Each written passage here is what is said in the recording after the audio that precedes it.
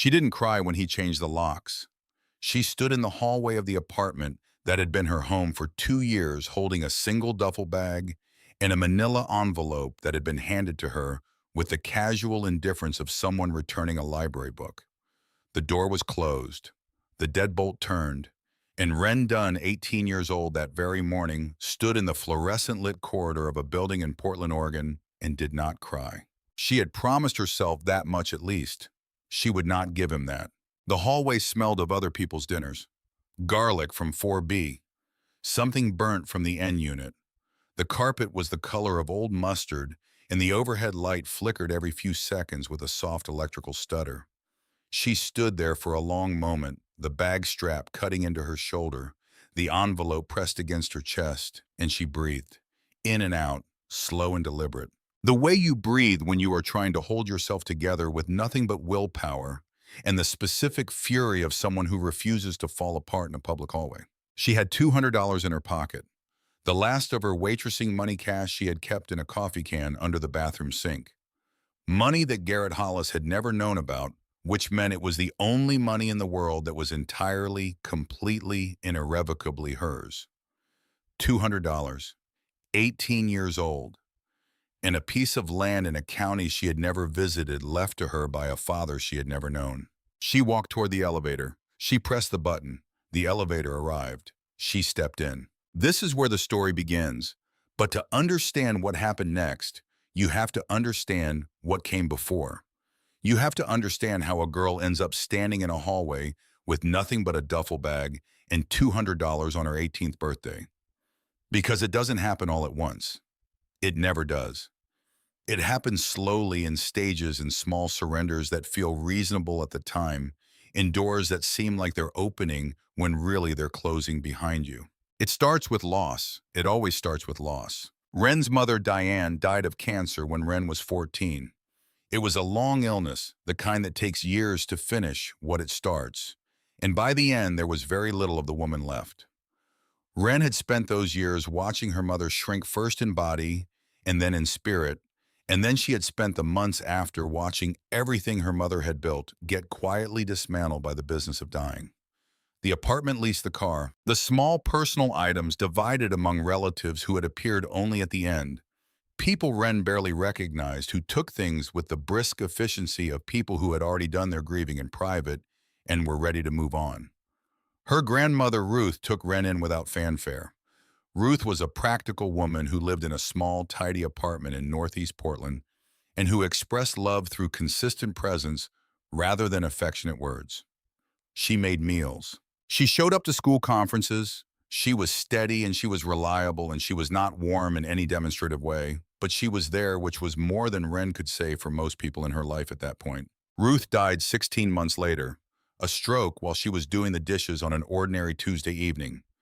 Ren came home from school and found her. She was 16 years old and she had now lost every person she had ever depended on.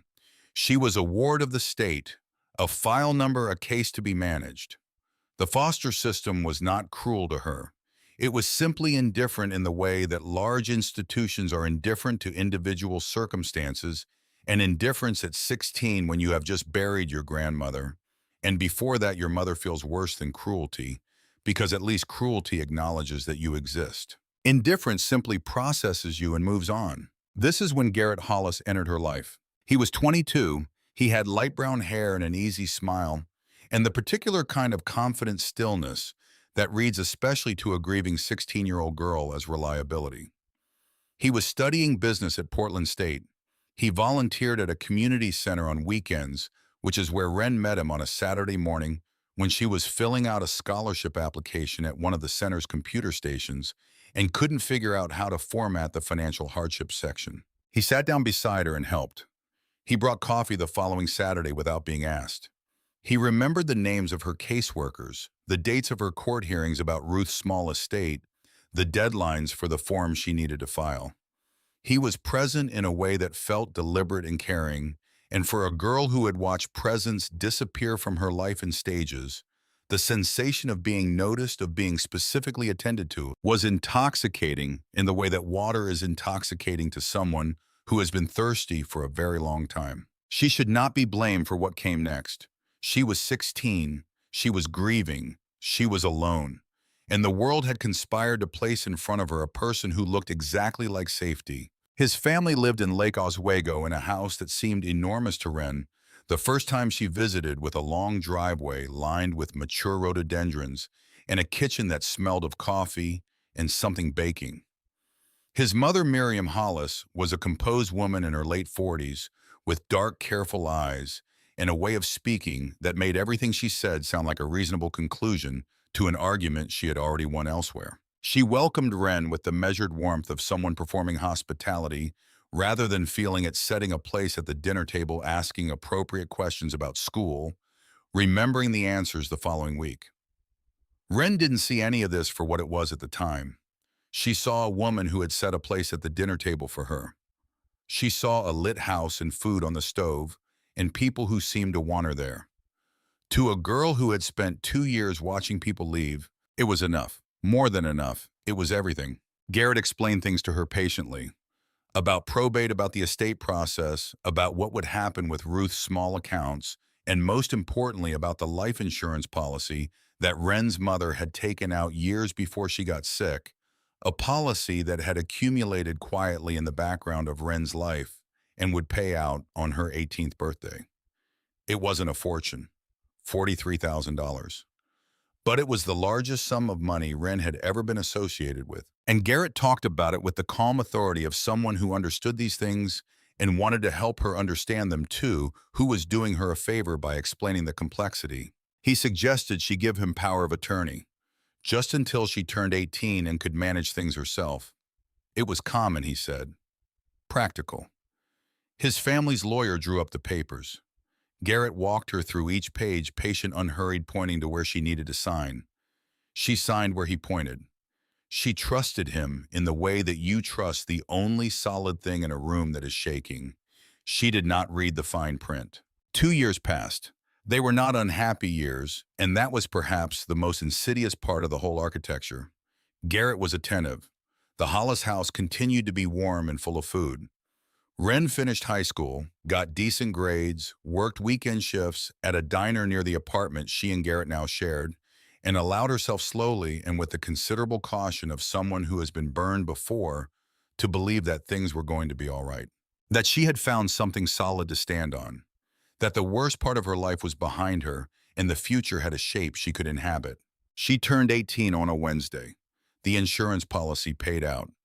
Garrett told her he had some paperwork to go over with her, and she sat at the kitchen table in the apartment they now shared, the one whose lease was in his name, and watched him lay out a series of documents with the methodical care of a man who had rehearsed this moment many times and was finally performing it. The money was gone. Legally, cleanly, completely gone.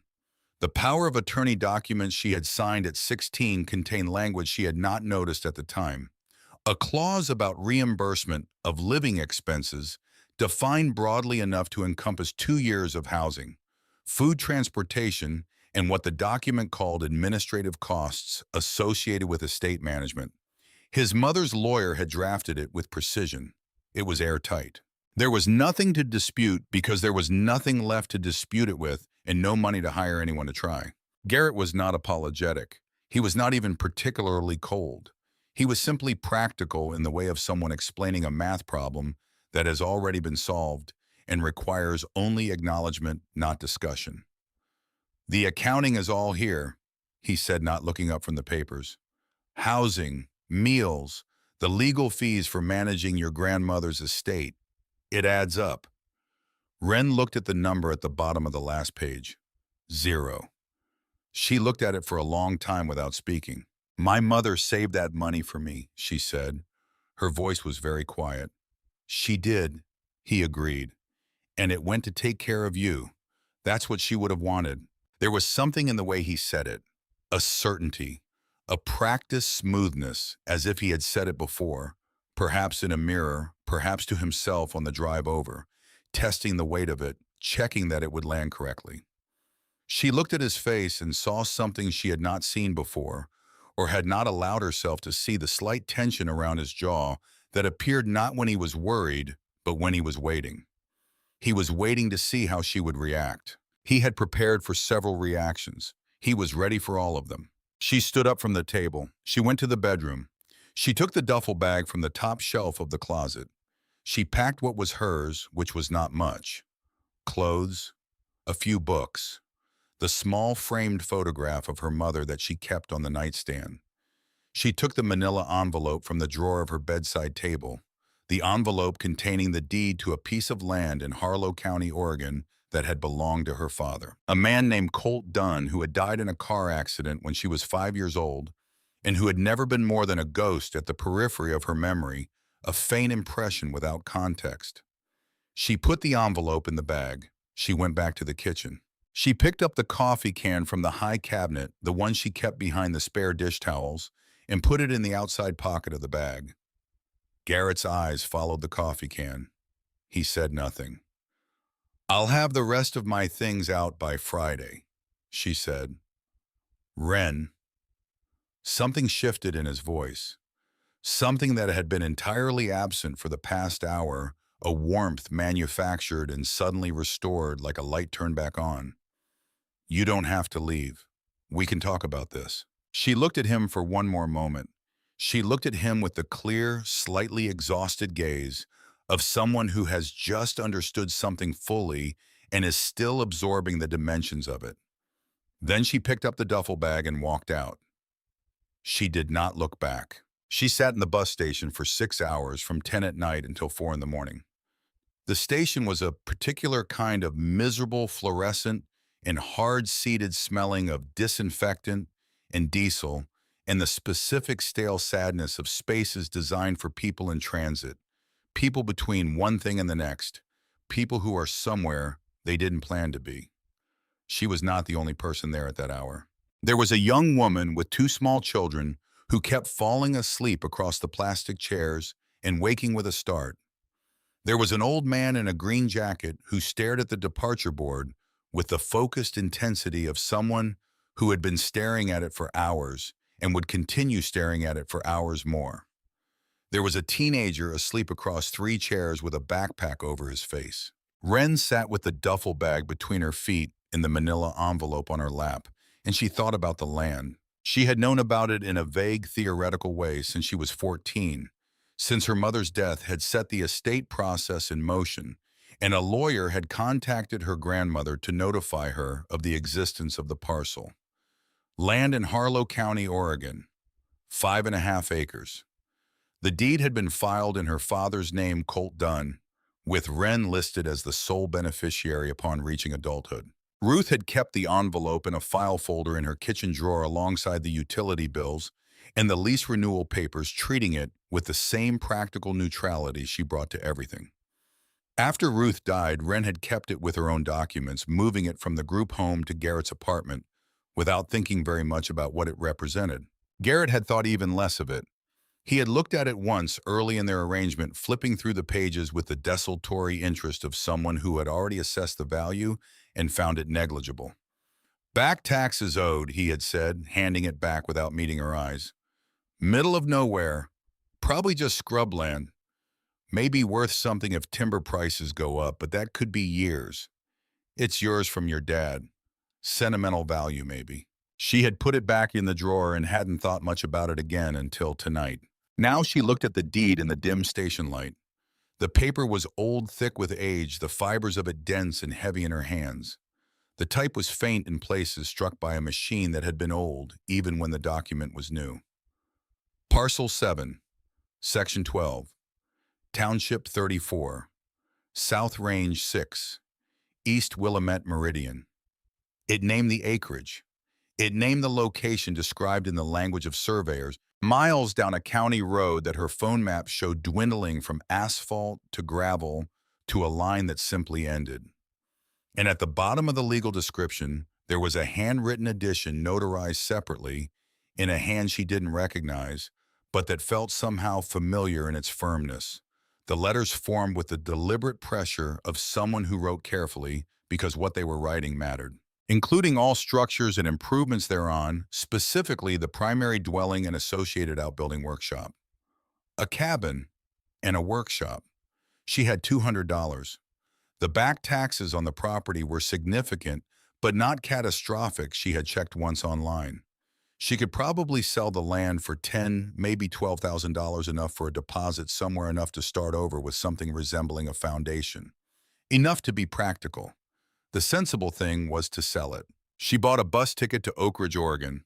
One way, $86. It was not a decision she could fully explain even to herself. It was not hope exactly. She was too depleted for hope, too scraped out by the events of the past 12 hours to produce anything as energized as hope. It was something more elemental than hope, closer to stubbornness, closer to the specific refusal that rises in you when you have been told through the systematic actions of another person's calculated cruelty that you are worth nothing beyond what can be extracted from you. Garrett had taken the money.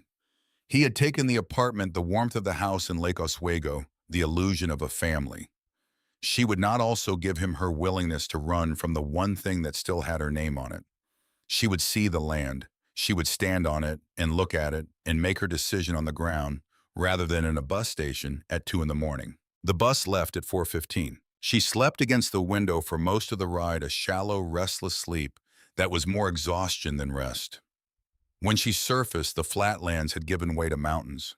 The Cascades rose dark and immense against a sky that was transitioning from deep black to the bruised indigo of pre-dawn, and then slowly as the bus climbed to the first tentative gray of morning. The forest pressed close on both sides, Douglas fir so tall and dense that the highway felt like a corridor cut through something ancient and largely indifferent to human passage, something that had been here long before the road and would be here long after the asphalt was reclaimed. Oak Ridge was smaller than she had expected. One main street, a handful of storefronts whose signs were weathered to a pleasant illegibility, the kind of town that exists in the specific geography of the American West, where the timber industry was once the entire economy and is now mostly memory and occasional seasonal work. A grocery store with a hand-lettered weekly special sign in the window, a hardware store, a tavern with neon beer logos, a post office that was barely larger than a single-car garage. The air when she stepped off the bus was cold and sharp and smelled of pine resin and wood smoke from somewhere uphill, and it was so different from the city's permanent exhaust and concrete smell that it hit her like a physical thing, clean and almost aggressive in its clarity. The bus driver was a heavy-set man with a kind face who watched her step down with the mild concern of someone who has driven routes like this long enough to recognize when a passenger has arrived somewhere without quite intending to. "End of the line," he said. "I know," she said. "Thank you." She had 5 miles to walk. There was no other option. She had confirmed this on her phone, which was now at 11% battery and falling. No taxi service, no ride share, no bus that went further into the hills. Just the road and her feet in the 5 miles between here and the property listed on the deed. She started walking. The first 2 miles were on asphalt, winding out of the small commercial center and into the hills. Traffic passed her twice, both times pickup trucks going the other direction, neither slowing. The road climbed steadily.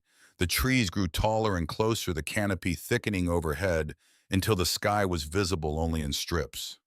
After the second mile, the asphalt gave way to gravel, the transition abrupt and decisive. And after the gravel to a rutted track that was more intention than road, more suggestion than infrastructure. Her sneakers were not designed for this. Her legs, already tired from the overnight bus, began to seriously complain around the 3rd mile. She kept walking. The light was failing by the time she found it. Not dramatically, not with the speed of a switch being thrown, but in the slow Oregon way of autumn evenings, the sky softening from blue to gray to a deep early dark that came down through the trees like something being poured. Her phone had been dead for an hour.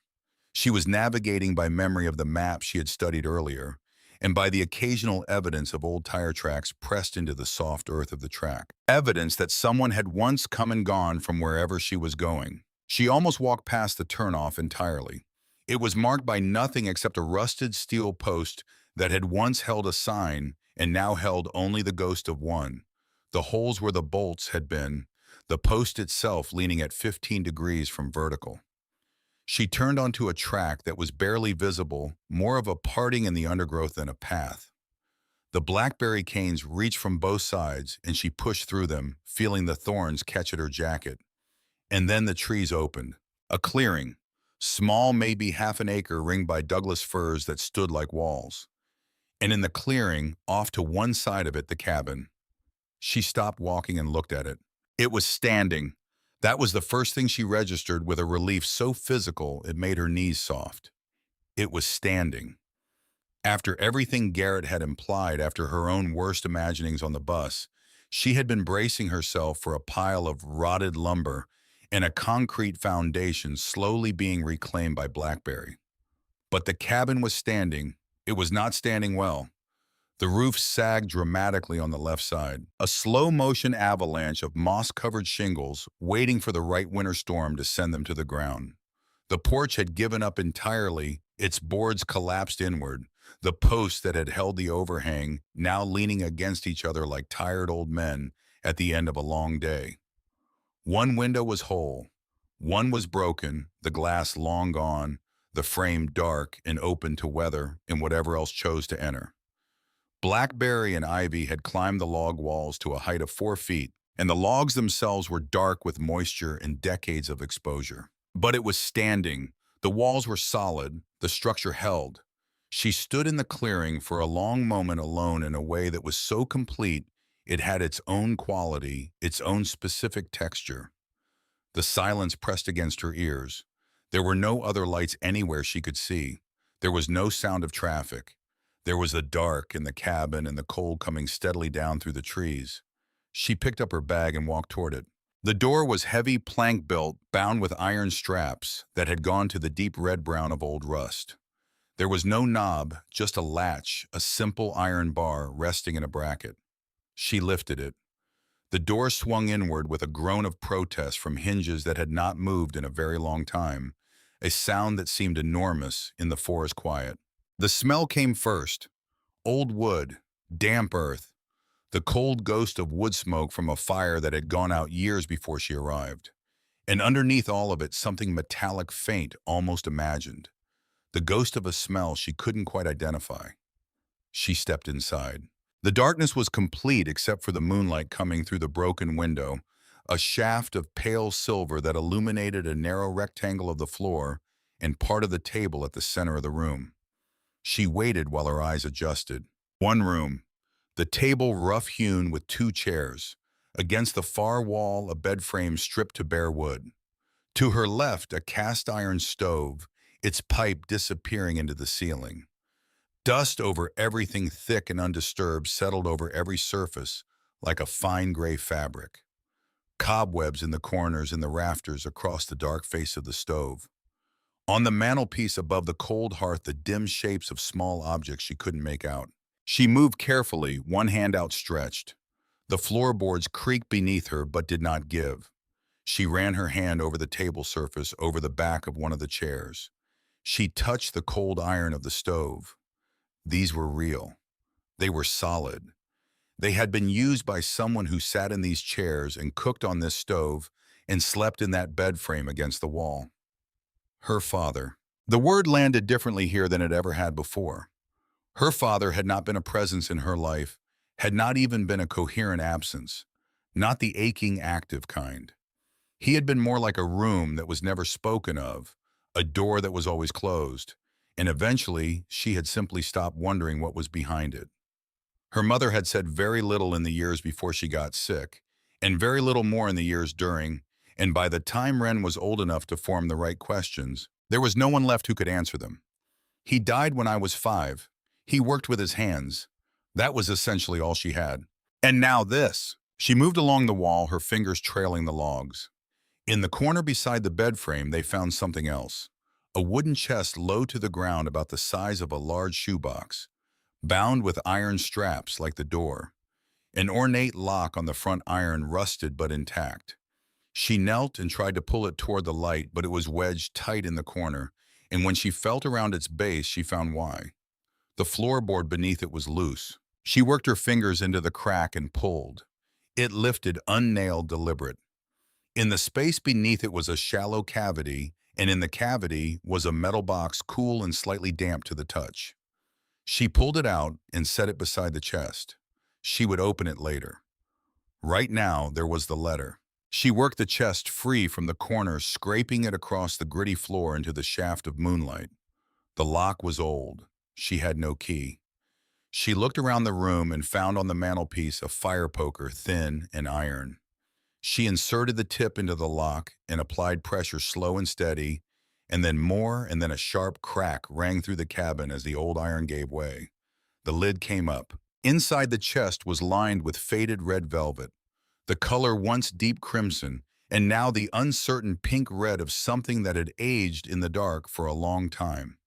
On the velvet lay 3 items. The first was a ring of keys, 3 of them. Iron, heavy, old-fashioned in their construction, the kind of keys you don't see anymore, long-shanked with elaborate bitting that suggested mechanisms of corresponding complexity. They were large. Whatever they unlocked was large too. The second was a locket on a fine silver chain. She opened it. Inside, a small photograph, faded at the edges, but clear enough at the center. A man with dark hair and a beard, his face open and laughing, holding a baby against his chest. The baby was very small. The man was looking at the baby in the way that people look at things they cannot believe they are allowed to have. She had to breathe for a moment before she could look at the other side of the locket. A lock of hair, pale and very fine. Baby hair. Her father, her.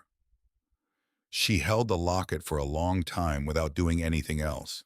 The third item was an envelope, thick cream-colored paper sealed with a coin-sized circle of dark red wax.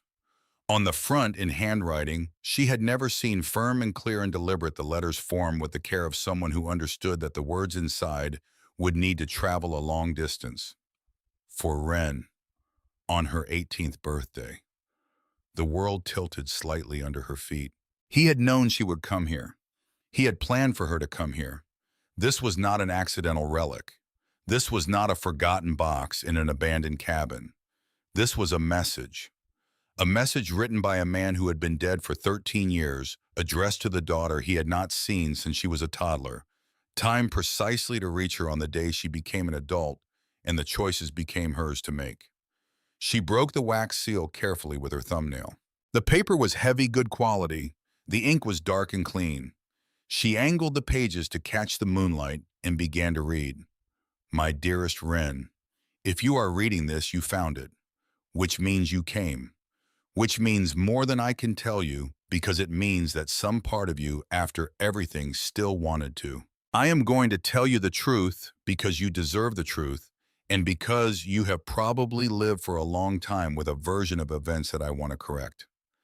I need you to know that I did not leave because I didn't want you. I need you to know that leaving you was the hardest thing I have ever done in my life, and that I did it for one reason and one reason only, which was to keep you safe. Let me explain what that means. Before I was your father, I was a blacksmith, not a hobbyist, not a weekend with a forge kit craftsman. I was a professional artist who worked in steel and iron and fire, who built gates and sculptures and architectural pieces for clients with serious money and in some cases serious problems.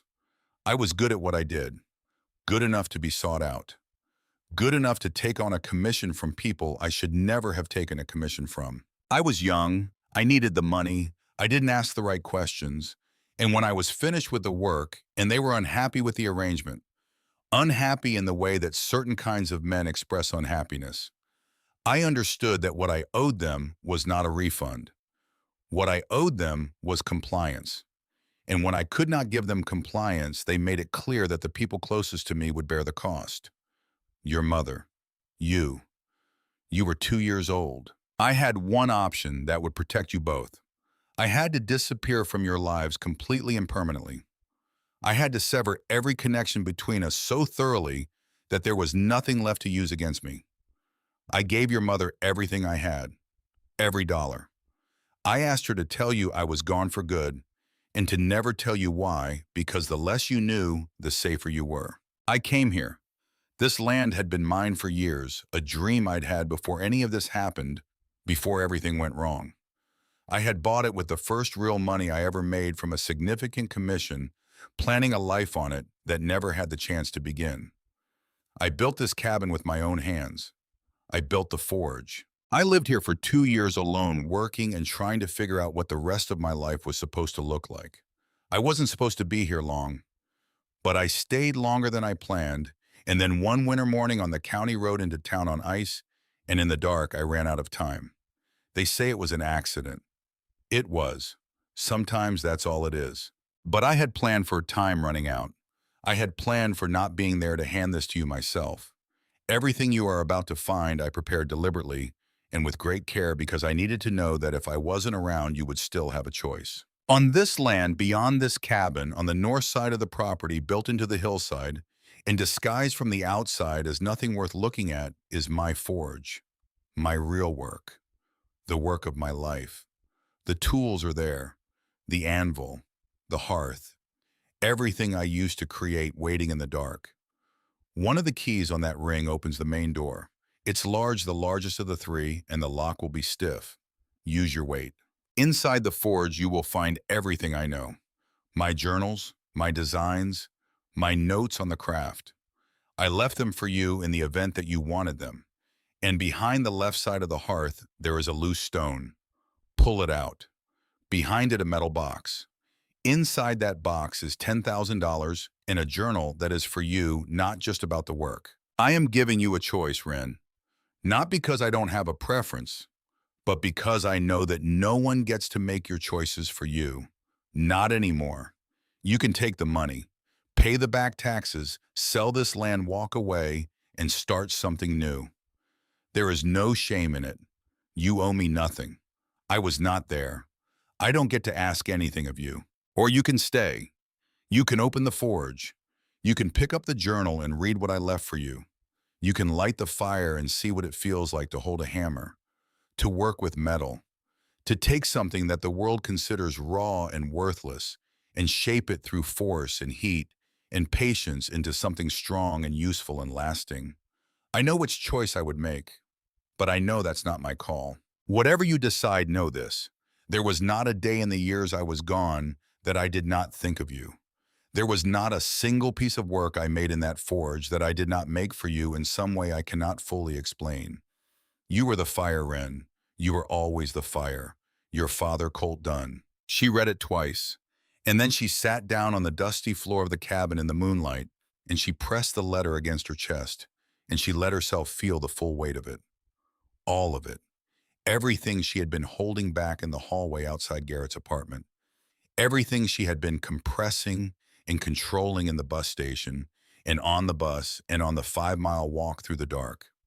The careful architecture of her composure came down all at once. She cried in a way she had not allowed herself to cry in a very long time. Not the tidy, manageable grief of public mourning, but something older and rawer. The grief of a girl who had been told her whole life that her father was simply gone, and had come to accept that as the complete story, and had now discovered that the story had another chapter. Had always had another chapter, and she was reading it at 18 years old alone on the floor of a cabin in Oregon, and he was not here to see her read it. She cried for the baby in the locket who never got to know him. She cried for the man in the photograph who had held that baby like she was the most valuable thing he had ever been trusted with. She cried for the years of silence, and the questions her mother had never answered, and the questions her grandmother had never answered, and the hollow space in the shape of a father that she had carried for as long as she could remember without ever having the right words for what it was. She cried until there was nothing left to cry, and then she sat in the quiet. After a while, she became aware of something. Not a sound or a sight, a sensation. The feeling of a room that is not as empty as it looks, as if the silence had a particular quality, a texture that it wouldn't have had if no one had ever lived here. As if the walls held the memory of warmth in the grain of the wood. She thought about Garrett. She let herself think about him clearly without flinching. About the 2 years. About the way he had been in the beginning, patient and attentive, the way that a good fisherman is patient and attentive, waiting for the right moment. About the way Miriam Hollis had watched her across the dinner table with those careful measuring eyes. about the paper she had signed at 16 without reading because you don't read the fine print with the person you trust completely. Before she left the apartment, she had taken the coffee can, but she had also taken something else. A small piece of paper she had found months ago tucked behind the kitchen drawer liner when she had been looking for a pen. She had found it and been confused by it and put it in her jacket pocket and then told herself she had forgotten about it, though she had not forgotten about it at all. She reached into the pocket now and unfolded it carefully. It was a note in a woman's handwriting. Neat, precise, the handwriting of someone organized and accustomed to being obeyed. At the top, a date that was 3 months before Garrett had walked into the community center where Wren was filling out a scholarship application. 3 months before she had ever seen his face. Below the date, her name, the name of her grandmother's estate lawyer, a number the exact amount of the life insurance payout down to the dollar. And below that, in the same neat hand, Harlow County, Oregon, Parcel 7. They had known. Miriam Hollis had known about the money and about the land before her son had ever introduced himself. This had not been a romance that had gone wrong. This had not been a family whose generosity had curdled over time into something calculating. This was the beginning. This was the plan from the very first day. Find the girl. Secure the assets. The land was part of the calculation before Wren even knew to wonder who was calculating. She put the note back in her pocket. She stood up. She looked around the cabin at the cold stove, at the bare bed frame at the table, and its 2 chairs, at the shaft of moonlight still falling through the broken window. She also remembered the metal box she had pulled from beneath the floorboard and set aside. She picked up the lantern she couldn't yet light and felt her way back to where she had left it. The box was smaller than the chest, latched rather than locked. She opened it. Inside were old receipts folded and faded, and a spare key she didn't recognize, a modern one, the kind cut by a machine at a hardware store. Nothing else. Whatever her father had wanted her to find, it wasn't here. It was in the forge. She picked up the keys from the chest. One of them opened a forge on the north side of the property, built into a hillside, hidden in plain sight, waiting in the dark for 13 years. She didn't know yet what she would do with a forge. She didn't know what it meant to pick up a hammer and work with iron and fire. She didn't know anything about this land, or the life that had been lived on it, or the craft that had been built here over a man's lifetime, and then left to wait for a daughter who might never come. But she had read his letter, she had his keys in her hand, and she was her father's daughter, though she was only just beginning to understand what that meant. She stepped out of the cabin into the cold night air. The stars above the clearing were extravagant, more stars than she had ever seen from inside a city, a depth and density of light that seemed almost aggressive after a lifetime of orange-lit suburban skies. The firs stood black around the edges of the clearing, enormous and still. She looked to the north. Somewhere in that darkness, built into a hillside and disguised as nothing worth looking at, was the forge, the real inheritance, the one that couldn't be emptied by a man with a lawyer and a plan, the one that was waiting. She walked toward it. The north side of the property was not a gentle walk. She pushed through ferns that came up to her waist, their wet fronds soaking through her jeans within the first 30 seconds. The ground rose sharply uneven and root-crossed, and she stumbled twice in the dark, catching herself on tree trunks that were wide enough to wrap both arms around. The cold had deepened since she'd stepped out of the cabin. Her breath came in small, visible clouds. The only light was the moon, and it was inconsistent, moving in and out of cloud cover, giving her 5 seconds of silver clarity and then taking it back completely. She almost missed it entirely. She had been moving uphill for what felt like 15 minutes, her hand outstretched to feel for what the letter had described. A wall, a flat vertical surface, something that would announce itself as different from the living wood and earth around it. And then her palm hit something that stopped her. Not rough bark, not the yielding resistance of a fern, something flat and cold and man-made. She stepped back and looked. The hillside in front of her looked like a hillside. That was the first thing, and the thing that kept being true even as she looked harder. It was covered in ivy, thick and old growth, the kind that has had decades to establish itself, the individual leaves dark and overlapping like scales on something armored. But underneath the ivy, her hands could feel the truth of it. A wall. Stone at the base, heavy timber above, fitted together with a care and solidity that was entirely intentional. She pulled the ivy away in sheets, tearing it from whatever it had anchored itself to, and underneath was the face of a door. Not a small door, not the kind of door you'd put on a storage shed or a workshop in the ordinary sense of the word. A door 10 feet tall and 8 feet wide, made of the same heavy planks as the cabin door, but reinforced across its face with a grid of iron bars welded at every intersection, with the confidence of someone who built things to outlast himself. In the center of it, a massive iron ring. Below the ring, a keyhole large enough to swallow 3 of her fingers. She stood in front of it for a moment, breathing hard from the climb. Then she pulled the key ring from her pocket, the largest key as her father had written. Long-shanked, heavy, the bidding complex in specific. She inserted it into the lock. It went in smoothly, which surprised her. Whatever mechanism was inside had been built with precision, and even after 13 years in a damp hillside, it received the key the way it was designed to. Turning it was a different matter. She put both hands on the key and applied pressure. Nothing. She tried again, throwing more of her body weight into it, gripping the shaft of the key until the iron edge cut into her palm. The lock did not move. She readjusted her feet, planted them in the wet earth, and tried again. And this time she felt something, not movement, but the suggestion of movement, a micro shift deep in the mechanism, the internal parts beginning to consider her request. She took a breath. She threw every pound she had against it. The crack when the lock finally yielded was enormous in the forest quiet. A deep structural sound like something geological giving way. And then the key turned all the way, one full revolution, and she heard the bolt slide back. She grabbed the iron ring with both hands and pulled. The door did not swing, it scraped. It moved the way something moves that has not moved in a very long time, and has made a kind of peace with its stillness.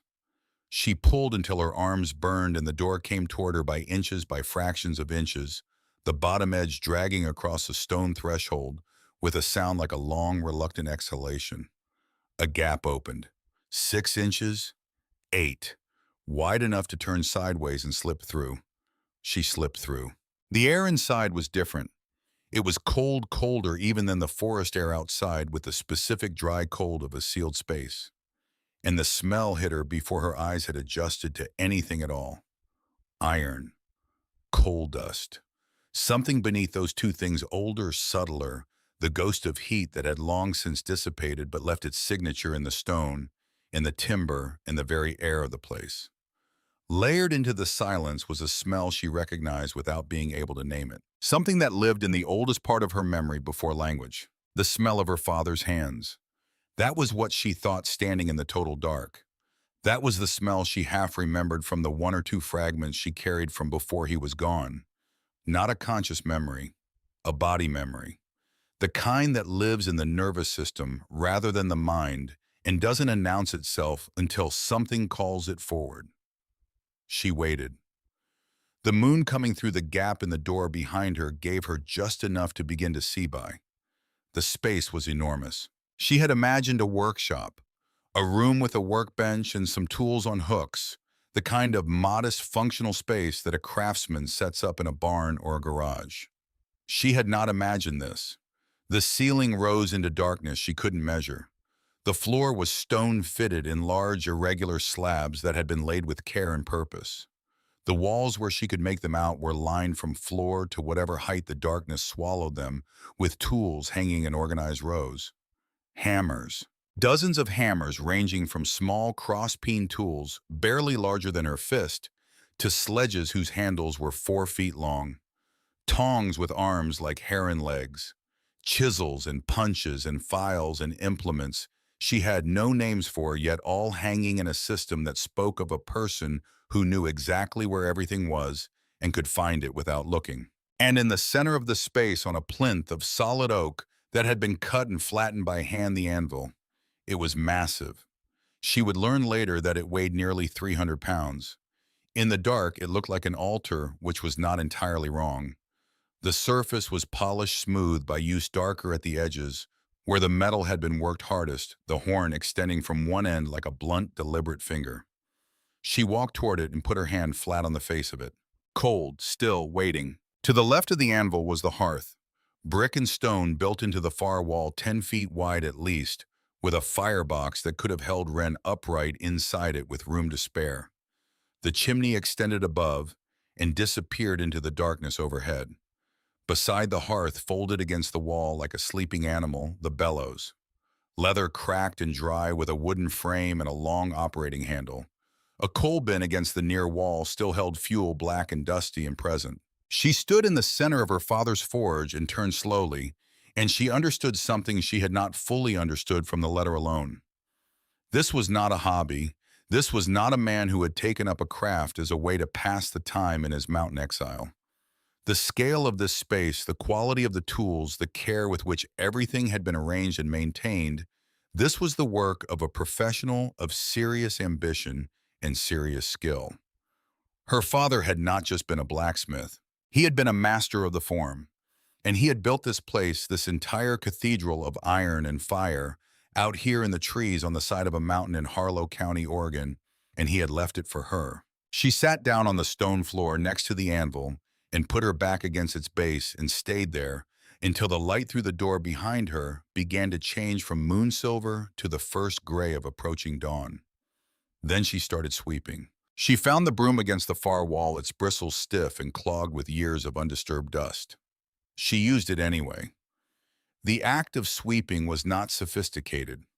It required no skill, no knowledge of metalworking, no understanding of anything her father had done in this space. It required only the willingness to pick up a tool and apply it to the problem directly in front of her, one stroke at a time. She swept from the back wall to the front, driving a decade and more of grime toward the door and out into the morning, and then she swept again.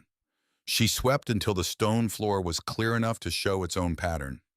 She swept until her arms ached and her back ached, and the interior of the forge was full of the pale morning light that came through the still open door and illuminated the tools on the walls and the face of the anvil and the dark mouth of the hearth. She went back to the cabin and ate cold crackers from her bag, drank water from a tap that remarkably still worked, connected to a gravity-fed pipe from somewhere uphill that her father must have engineered. She slept for 4 hours on the bare bed frame with her jacket as a pillow and the letter folded in her breast pocket where she could feel it against her ribs. When she woke, she went back to the forge and kept working. The first week was the broom and the trash bags and the damp cloth she used on the tools. Not restoration, just excavation.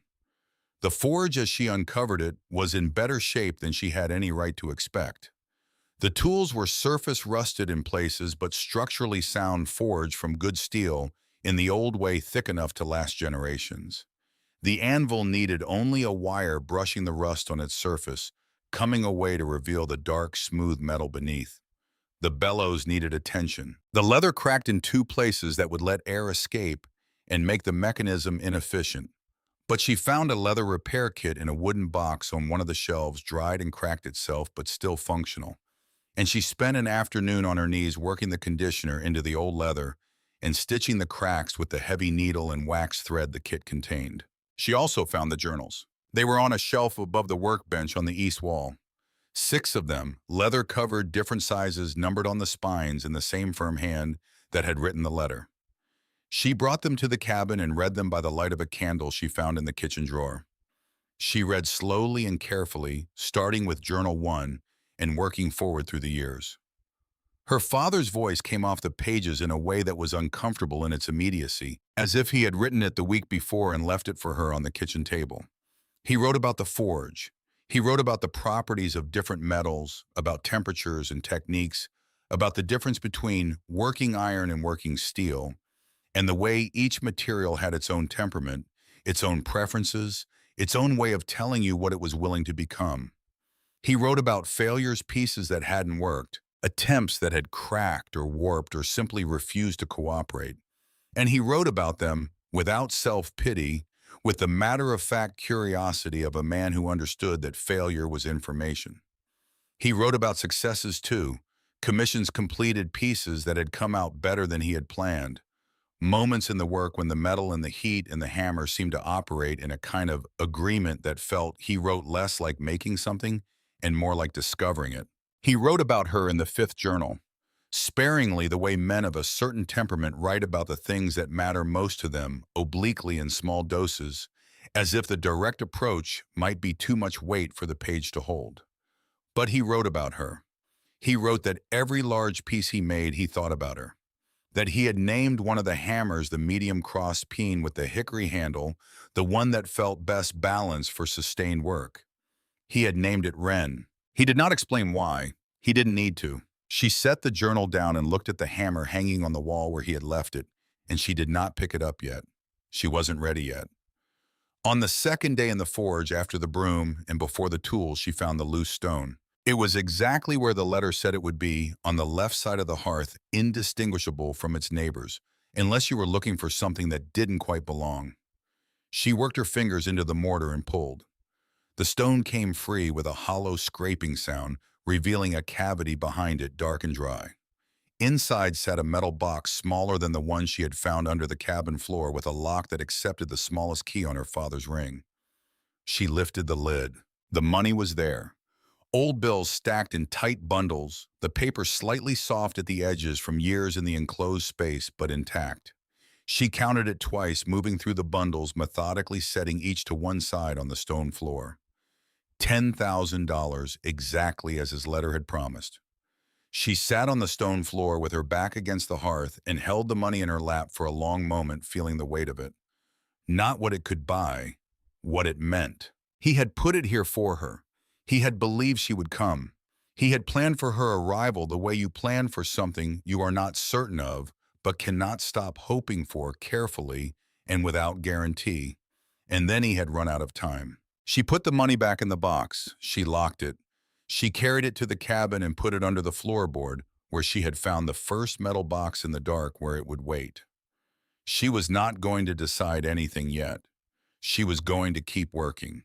She was ready to light the fire on the 8th day. By then, the forge was clean.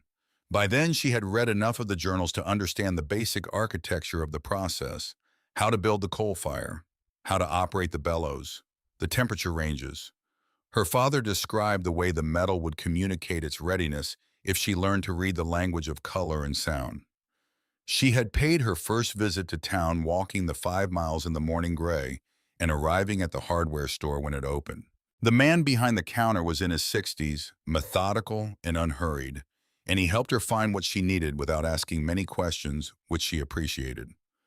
Work gloves, a new pair of tongs since the old ones needed more work before she could trust them with hot metal. Safety glasses, fire starter. She had also walked to the county administration building and paid the back taxes on the property, $2,412. The clerk, a woman with reading glasses on a beaded chain, had looked at the parcel number and then looked at Wren over the top of the glasses. She said the property had been slated for auction the following month. She said Colt Dunn's name with the ease of someone who remembers a person rather than just a file, the particular familiarity of small-town memory. She said he had been a good man. Quiet, she said, but good. Wren had taken the receipt and folded it carefully and put it in her jacket pocket and walked out into the thin October sunlight, feeling something she had not felt in a long time. Not happy, not safe, but anchored, like a tent peg driven into solid ground. On the 8th day, she built the fire. She followed her father's instructions from journal one step by step, reading the relevant passages, and then setting the book aside and doing exactly what they described. Kindling first dry wood from the pile inside the forge, then small coal, then larger pieces, building a pyramid in the center of the firebox. She used the bellows to direct air at the base of the kindling while she lit it. The first match went out. The second caught. She pumped the bellows slowly, then with more rhythm, and watched the flame find its confidence spreading from the kindling into the coal at the edges. The coal beginning to glow cherry at first, and then brighter. The roar when the fire fully caught surprised her. She had expected something smaller. What filled the hearth was not small. It was a living, breathing, forceful thing, orange and yellow at the visible edges, white at the heart, the heat of it washing over her face and hands from 6 feet away. The chimney drew the smoke upward, and the forge filled for a few minutes with the acrid smell of coal burning off its impurities, and then began to clear. She stood in front of the fire and felt it, just felt it for a long minute. The heat and the light and the sound of it. The oldest fire there is. Iron Age, Bronze Age, further back than civilization has a clean name for. Human beings had stood in front of forges like this since before writing existed, and had used this fire to make the things that changed the world, tools and weapons and gates and bridges and the hinges on every door. Her father had stood in this exact spot in front of this exact hearth and lit this exact fire. She reached up and took the hammer named for her off its hook. She started with an iron rod, one of a bundle she had found in the back of the forge, round stock, 3/8 of an inch, the diameter her father recommended for beginning work in Journal 1. She clamped it in the tongs and put it in the fire and watched the color change first, the dull black warming to brown, then to a red that brightened as the heat climbed, then to orange, then, at the point her father described as working heat, to a yellow-white that made her eyes want to look away. She pulled it from the fire and carried it to the anvil. She swung the hammer. It went badly. The rod twisted. The hammer glanced off the working surface. A shower of sparks erupted from the contact point, and she flinched away, losing the rhythm before it had started, and the rod fell to the floor hissing against the damp stone. She picked it up with the tongs, put it back in the fire, and tried again. Same result. She tried again. The rod began to accumulate the marks of her failures along its length, pits and divots and irregular compressions that had no plan behind them, evidence of effort without direction.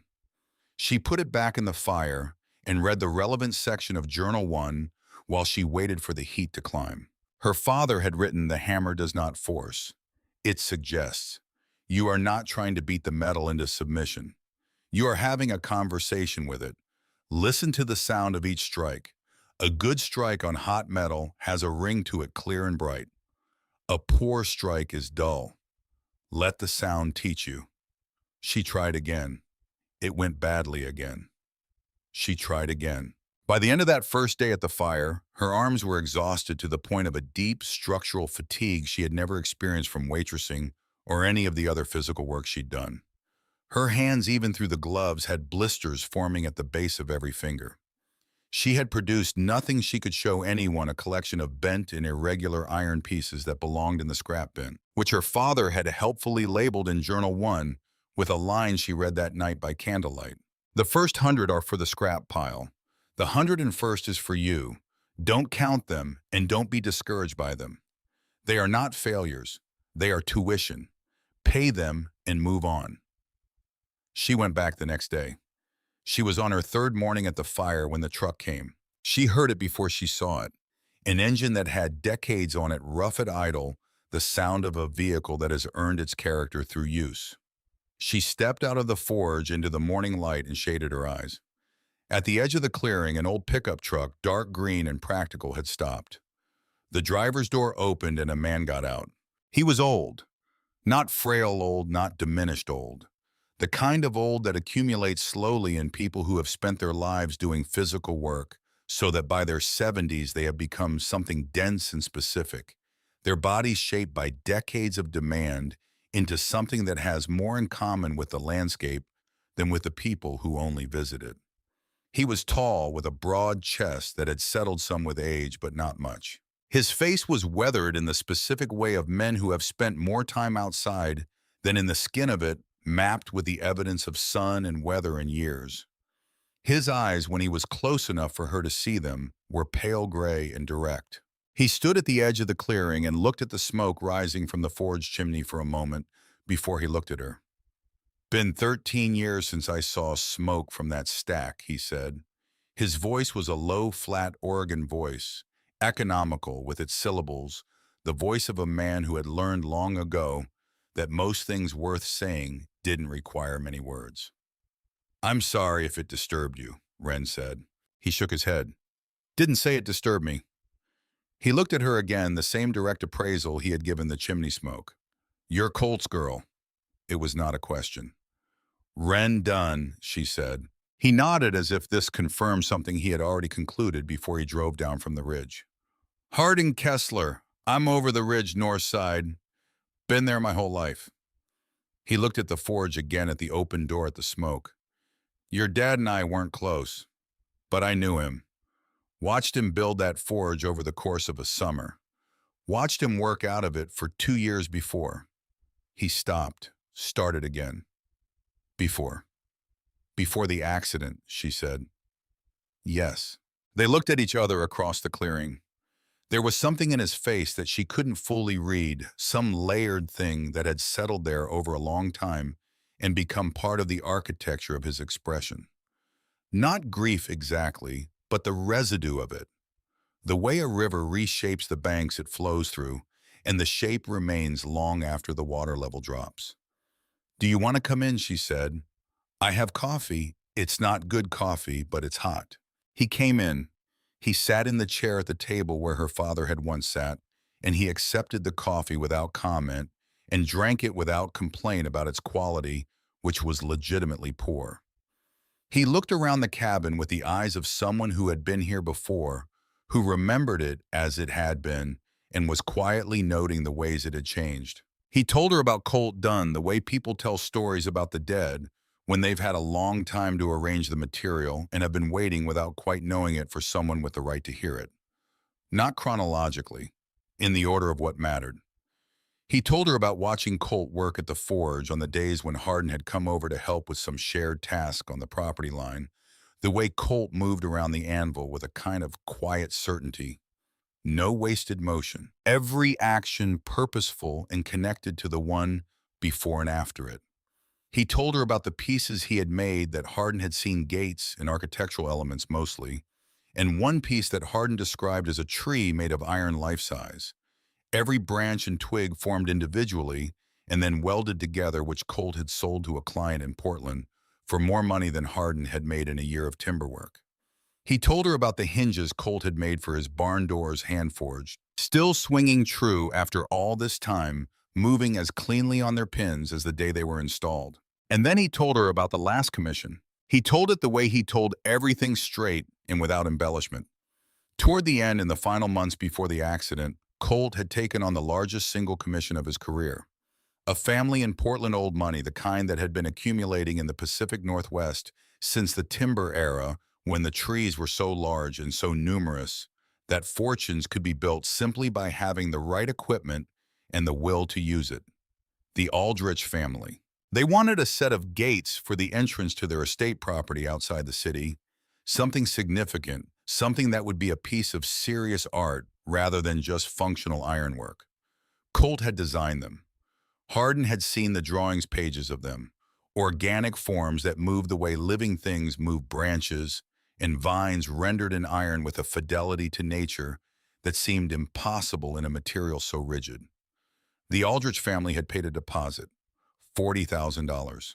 Colt had started the work. And then winter came, Hardin said. He held his coffee cup in both hands.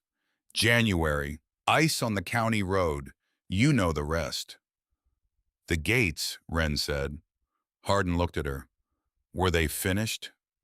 He was quiet for a moment. I don't know. I never saw them after. I assumed they were lost with everything else, or maybe he'd never gotten far enough along with them. The Aldrich family, I imagine they wrote off the deposit years ago. He paused. Or maybe they didn't. I don't know. Wren looked at the door of the cabin as if she could see through it, and across the clearing and into the forge past the main space, and into the storage room in the back, the room with the heavy door and the second key on her father's ring. She had noticed it on the first night and had not opened. It had been focused on the main space on the broom and the hearth in the beginning of her education. She had not yet opened the back room. After Hardin left, she sat for a while in the cabin and thought about $40,000 paid as a deposit on a commission that had never been delivered. She thought about a man who had started building something magnificent, knowing that he might not be there to finish it, and who had sealed the unfinished work in a room with a key on a ring that he left for his daughter. She thought about the note she hadn't yet found that said, "Finish it." She sat with all of that until the light outside began to change and the cold pressed harder against the cabin walls. The following week, after Hardin had come and gone twice more, after she had made her 40th bad piece of iron and started on the 41st, she stood in front of the back room door with the second key in her hand. She unlocked it. She pulled it open. The room beyond was smaller than the main forge, maybe 20 feet by 15. No windows. She held up the lantern she had bought in town and swung it slowly around the perimeter. The floor was clear stone swept clean. On the shelves along the right wall, boxes of materials and specialized supplies, each labeled in her father's hand. On the left wall, hooks holding more specialized tools than were in the main space, things for finer work. And in the center of the room, taking up most of the floor space, covered in canvas tarps that had been oiled against moisture and were still remarkably intact, something large, very large. She set the lantern on the nearest shelf and began pulling the tarps away. It took her several minutes to uncover it fully. The first panel came into view and she stopped. The second. She stopped again. She pulled the last tarp to the floor and stood back as far as the room would allow and looked at what her father had left in the dark. The gates were not finished. He had told her that they wouldn't be, but they were further along than unfinished implied, further along than the word suggested. Two panels, each one 8 feet tall and 4 feet wide, leaning against the back wall on custom-made stands that he had built to hold them. The design was what stopped her breath and held it. The iron had been worked into forms that the word ironwork did not fully contain, not the geometric regularity of traditional gates. Something organic and alive, stems and branches moving through the panels with the logic of actual growth. 100 individual pieces forged, welded together into a composition that had the density and the coherence of something found in nature rather than fabricated by human hands. The surface texture varied, hammered smooth in some places, deliberately rough in others. The iron itself catching the lantern light differently at every angle so that the whole thing seemed to shift and breathe as she moved the light. She stood in front of them for a long time. She was not an art critic. She had no formal vocabulary for what she was looking at. She only knew that she was looking at something made by a man who understood his material the way a musician understands pitch, not as an intellectual proposition, but as a bodily fact, and that the work in front of her was the work of someone operating at the height of his ability, making the best thing he had ever made and had not been allowed to finish. On the floor beside the left panel, a tin sealed. She opened it. Inside rolled carefully a set of drawings. The full design rendered in pencil on heavy paper, every element specified, every measurement noted in the same firm hand. A note in the lower corner. 80% complete. Remaining upper scrollwork central medallion, final patination. See Journal 6 for specifications. Underneath the drawings, the contract. The Aldrich Family Trust. Signed by her father and countersigned. Dated 13 years ago. Commission value $80,000. Deposit received $40,000. Balance due upon delivery $40,000. Underneath the contract, a note, not addressed to her, written to himself or to whoever might eventually open this room. In the same firm hand, the same ink, the same careful pressure. Finish it. She re-rolled the drawings and put them back in the tin. She put the tin carefully back in its place on the floor. She looked at the gates for another long moment. The lantern light moved over the iron surface. The shadow shifted. The branches in the metalwork seemed in that unsteady light to move very slightly, the way branches move in a gentle wind, as if the thing was already half alive and was waiting only for someone to come and breathe the rest of it into being. She picked up the lantern. She went back to the main forge and stood in front of the fire that was still burning, its coals glowing deep orange in the hearth. She picked up the hammer. She had 100 more bad pieces to make before she was ready for the gates. Probably more than 100. The gates were 9 months away from her hands, maybe more, maybe much more. Maybe she would never be good enough to finish them the way her father would have finished them. But she was going to learn. She was going to read every page of every journal. She was going to work this hearth every day until her body understood the relationship between fire and iron the way it understood breathing. She was going to earn the right to stand in front of those gates with a hammer in her hand. And then she was going to finish what her father had started. The hammer came down on the iron. The ring of it filled the forge clear and bright, and in the brightness of that sound she could hear if she listened. With the right part of herself, something that was almost like an answer. A letter from Ridgeback Development arrived at the Oak Ridge post office in the second week, forwarded to her general delivery. The clerk handed it to her without expression, a cream-colored envelope with a Portland return address and a logo in the upper left corner, a stylized mountain ridgeline above the company name. She read it standing on the post office steps. It was from a Dana Krebs, Senior Acquisitions Manager. It was precise and professional and friendly in the specific way of correspondence designed to obscure its own agenda. They had become aware that Parcel 7 Section 12 Township 34 South was recently transferred to active ownership. They were a development company with interests in the Harlow County area. They were prepared to make a very generous offer. The number at the bottom of the first page was $75,000. She read it twice. She turned the letter over as if there might be something on the back that would explain it. There was nothing on the back. She walked home with the letter in her jacket pocket and the particular cold attention in her chest that she had learned over the last 2 years to pay careful attention to. Not anxiety, something more precise than anxiety.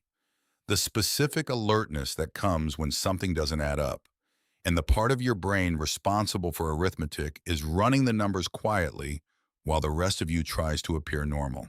The land had been valued by everyone who had ever looked at it at somewhere between $8,000 and $12,000. She had been told this repeatedly. The back taxes had been allowed to accumulate for years without anyone considering the property worth fighting over. And now, within weeks of her asserting ownership and paying those taxes, a development company in Portland was offering 9 times the assessed value. Who had told them? She took the library bus into town. The Oak Ridge Branch Library had 3 computers and a part-time reference librarian who pointed her to the legal research databases without asking why someone her age wanted them. She spent 4 hours there. She was not a lawyer. She had no formal training in reading corporate filings or real estate documents. But she was careful and patient, and the internet, given enough time and the right search terms, gives up a great deal of information about who owns what and who owns the companies that own what. Ridgeback Development, LLC, registered in Oregon principal office in Portland. 2 named members, a holding company called Cascade Ridge Partners, and a smaller stake, 17%, listed to a company called MHK Consulting Group. She looked up MHK Consulting Group, a shell company, barely a page of results, registered 2 years ago. Principal Miriam Hollis Krebs. Krebs, the name on the letter. Dana Krebs, Senior Acquisitions Manager. She sat back in the library chair and let the pieces settle into their arrangement. Miriam Hollis's maiden name she had heard once in passing from Garrett was Krebs. Dana Krebs, an employee, a relative, someone from the family's orbit, reaching out with a company her mother had a stake in for land that Miriam had known about for at least 2 years. Land she had identified in her own handwriting in the note Wren had found behind the kitchen drawer liner, the note dated before Garrett had ever walked into the community center. They had not just taken the insurance money. That had been the beginning, not the entirety. The insurance money was the down payment on a longer plan. Acquire the cash asset, then acquire the land asset. Get the girl to sign the money over, wait for her to give up and sell the land, or wait for her to abandon it and let it revert to the county, at which point someone with knowledge and resources and connections to the right people in the right offices might acquire it very cheaply. What they knew about the land that justified $75,000, she didn't know. Timber rights, mineral access, a broader parcel assembly that made her 5 acres the keystone of something much larger. She didn't need to know the details.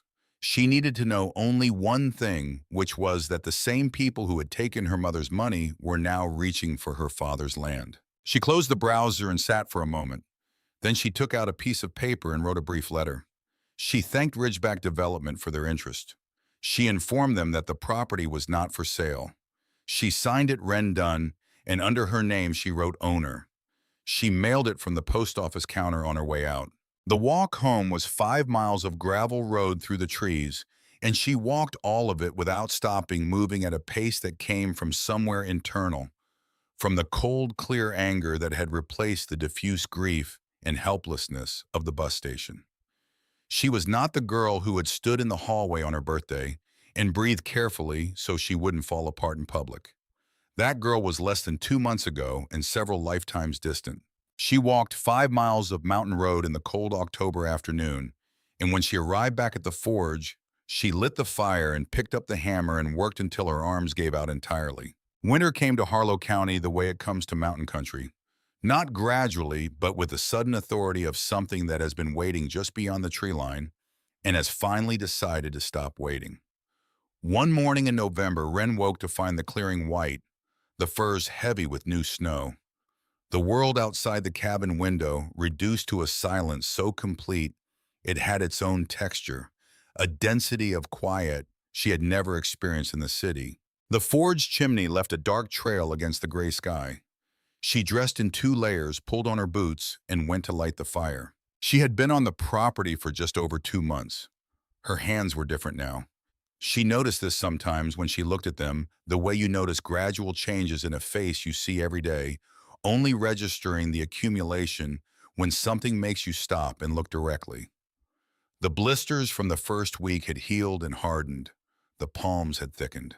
There were small scars at the base of her right thumb and along the outer edge of her left hand where sparks had landed and she had not moved fast enough.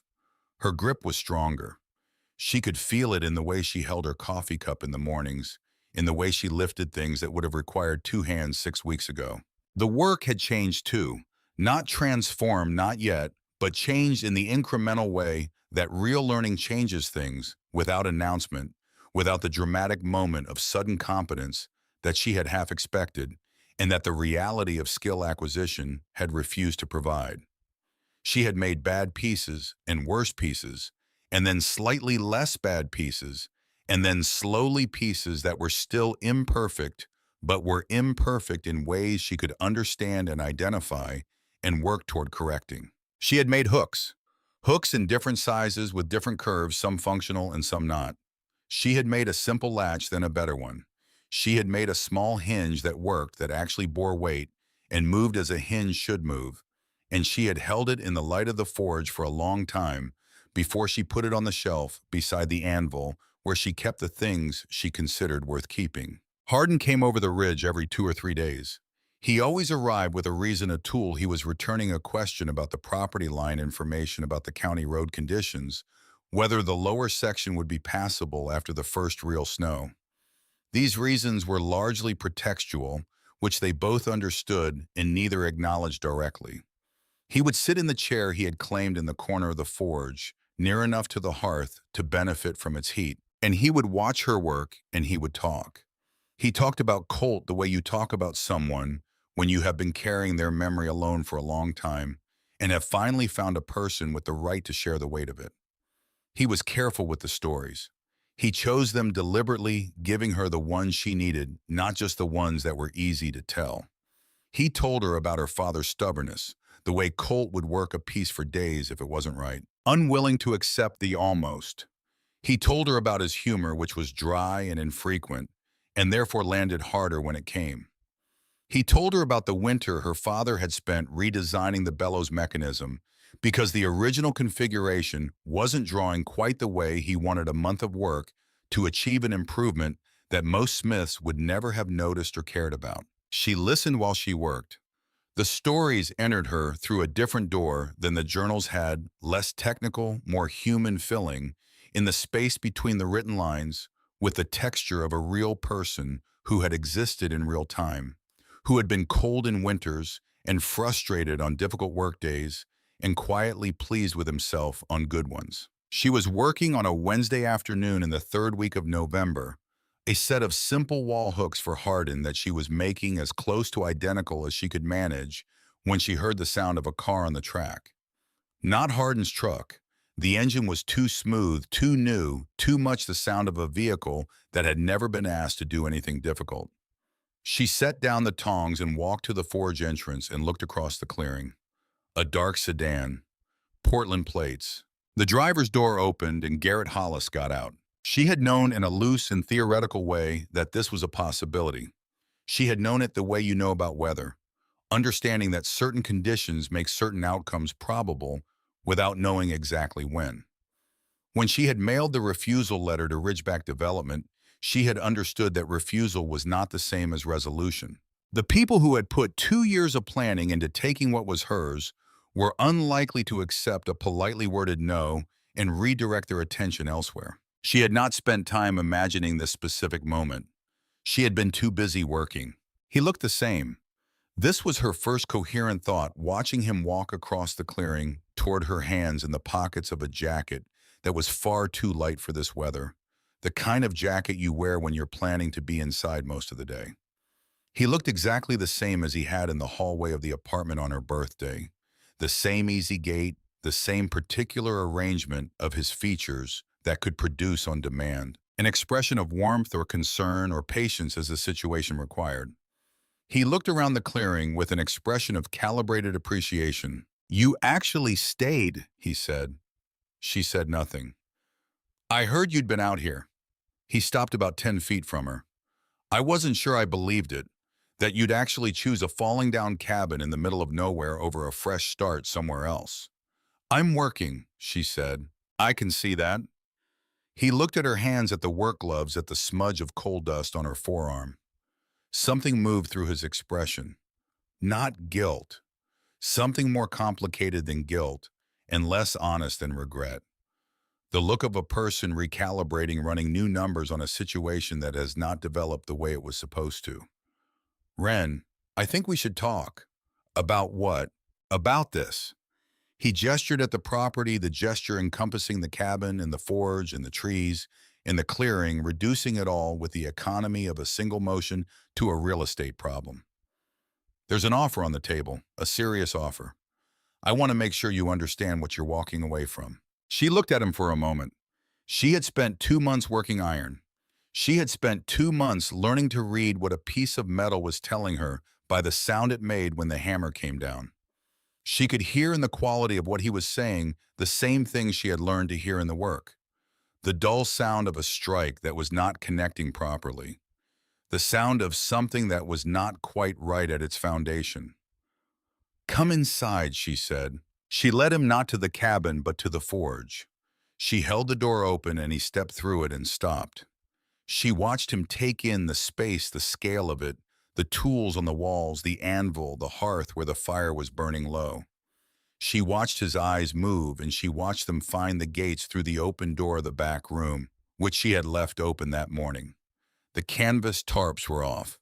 The panels stood against the back wall of the storage room, visible from where he stood, the lantern light catching the iron surface. She watched him see them, watched him understand at least partially what he was looking at. Watch the calculation happen behind his face. "The property isn't for sale," she said. "That hasn't changed." He turned back to her. The recalibration was almost visible. He shifted registers, moved from the business approach to something warmer, more personal. She recognized the shift the way you recognize a card trick when you have seen it performed on you before. "I'm not just here about the property," he said. "I was worried about you. You disappeared. You didn't tell anyone where you were going." "I told you where I was going," she said. "You thought it was worthless." Something flickered.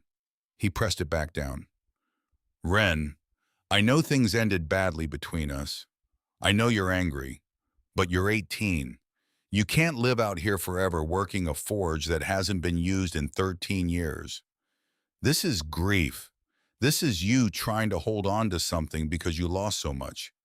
I understand that, but this isn't a real plan." She reached into her jacket pocket.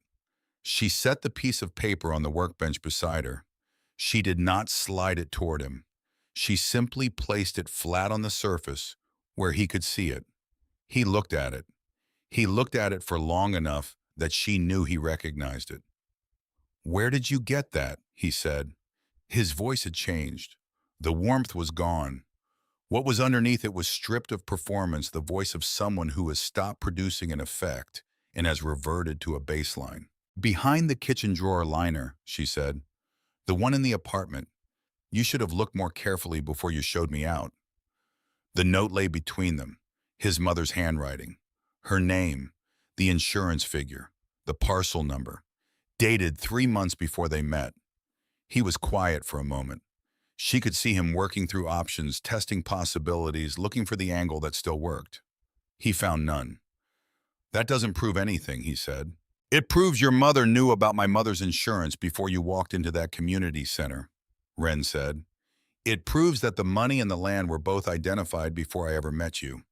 It proves that what you told me about helping me was a script you'd written before you knew my name." Silence.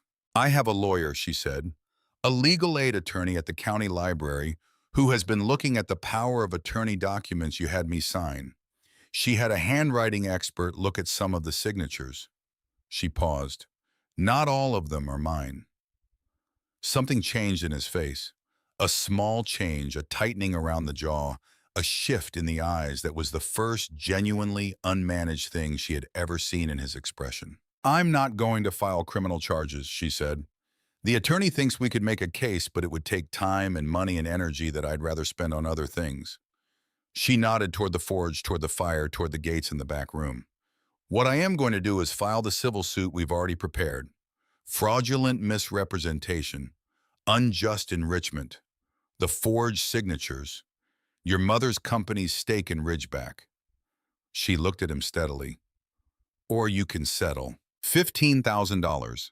Your mother's lawyers can make it happen in a week.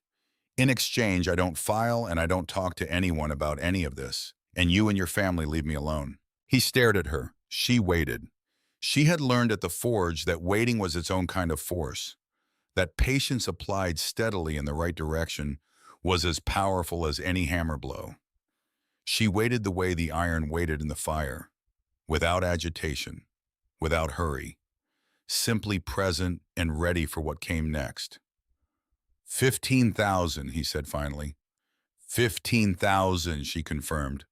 By the end of the month. He looked around the forge one more time, at the anvil, at the gates visible in the back room, at the woman standing in front of the hearth with coal dust on her arms and no particular expression on her face, none of the emotions he had prepared responses for, no anger he could redirect and no grief he could exploit. He looked at all of it as if he was trying to find in it something he could still use, some angle he hadn't tried. He found nothing. He left.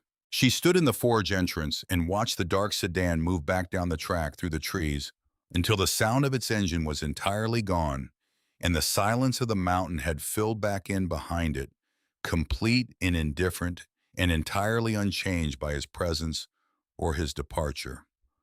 She stood there for another moment, breathing the cold air, feeling the heat of the forge at her back. Then she went inside and put another shovel of coal on the fire and picked up the hammer and went back to work. The settlement arrived by wire transfer on the 28th day. $15,000 exactly as agreed. No accompanying note, no acknowledgement of anything beyond the number itself. She transferred $2,500 to cover the next year's property taxes in advance. The rest she set aside with the same careful portion thinking she had applied to the original $10,000 from her father's hiding place. Materials, tools that needed replacing, the contingencies that mountain living in a property this old makes inevitable regardless of planning. She did not feel triumphant. She had expected to feel triumphant, and she didn't, which surprised her until she thought about it long enough to understand. What she felt was something quieter and more durable. She felt like someone who has set down a weight they have been carrying for so long that they had stopped noticing the weight itself and has had a moment to register what their body feels like without it. Not celebration. Relief. The specific relief of a thing that is finished and will not need to be done again. December brought harder cold and shorter days. She adapted her schedule to the light starting earlier and finishing before the early dark made the walk between the cabin and the forge treacherous. Hardin brought her a bag of rock salt for the path without being asked. He also brought her one afternoon a paper bag of groceries that he set on the cabin table without comment, refusing the money she tried to give him with a single wave of his hand that closed the subject permanently. She worked on the gates through December, but not with her hammer. Not yet. She worked on them with her father's journals, in her eyes, in the drawings she had found in the tin. She studied the completed sections, learning the vocabulary of the design, the way each branch connected to its source. The angles of growth governed not by geometry, but by botany, by the same logic that actual trees use when they decide how to reach toward light. She traced the forms with her finger, hovering a quarter inch above the surface, following the lines without touching. She read Journal 6 front to back and then again. She made drawings of her own, tentative and imprecise at first, and then more confident, trying to extend the design into the unfinished sections, to follow her father's thinking forward into the territory he had not reached. On the winter solstice, the shortest day of the year, she made her first piece of the gate. It was a single branch, 12 inches long, 3/4 inch stalk, tapering from the base to a point that curved slightly to the left. The kind of small terminal branch that appears at the outer edges of the composition background detail in the overall design.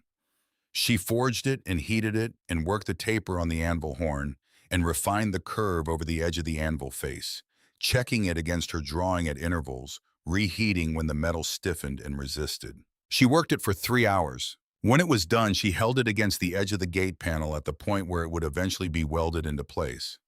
She looked at the junction, at the way her piece met her father's work. She looked at it for a long time. She thought it might be all right. She put it on the shelf with the other things she considered worth keeping. January, February. She fell into the rhythm of the work, the way you fall into something you were shaped for without knowing it, the shape of the work and the shape of your capacity, meeting along a line that surprises you with its precision. She was not her father. She understood this clearly and without distress. Her technique was cruder, her eye less developed, her speed a fraction of what his journals described. But she was learning in the way that real learning happens when you have good material and no other option, deeply and without detour, each day building on the last with the compounding logic of practice skill. Hardin watched her work and said very little.